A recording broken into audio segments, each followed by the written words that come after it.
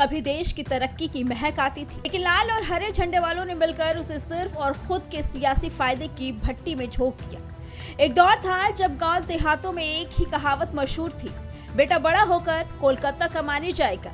लेकिन पिछले 2 दशकों में राजनीति के ऐसे गिद्धों ने यहाँ डेरा डाला कि कमाने वाले तो छोड़िए, देश के सबसे बड़े उद्योगपति भी अपनी जान और साख बचाकर वहां से भागने को मजबूर हो गए। लेकिन सुनिए, वक्त बदल चुका है।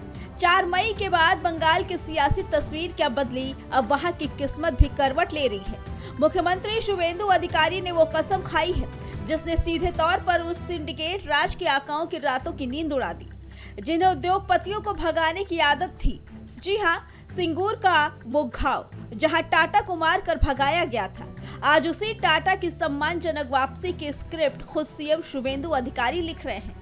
ये वो वीरान बंजर और सन्नाटे से घिरी जमीन आप देख रहे हैं, ये सिर्फ मिट्टी का टुकड़ा नहीं बल्कि पश्चिम बंगाल के युवाओं के टूटे हुए सपनों की मजार है।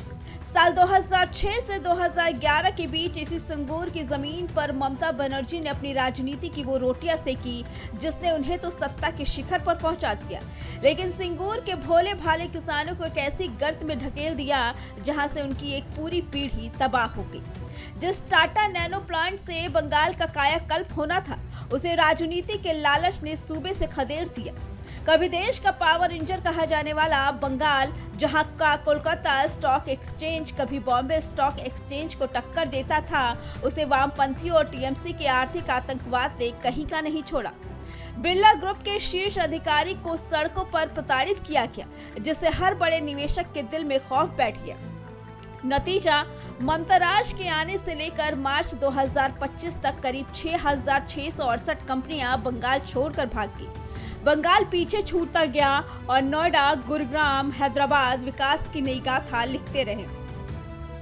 बंगाल के हिस्से आई तो सिर्फ नेताओं की साप्ताहिक वसूली और सिंडिकेट राज। लेकिन पाप का घड़ा एक ना एक दिन भरता जरूर है। अब बंगाल में तुष्टीकरण और वसूली का दौर खत्म हो चुका है और विकास का नया सूरज उग रहा है। मुख्यमंत्री शुवेंदु अधिकारी ने खुद कमान संभाल ली। औद्योगिक मंत्री तपस राय और औद्योगिक घरानों से सीधे संपर्क में हैं।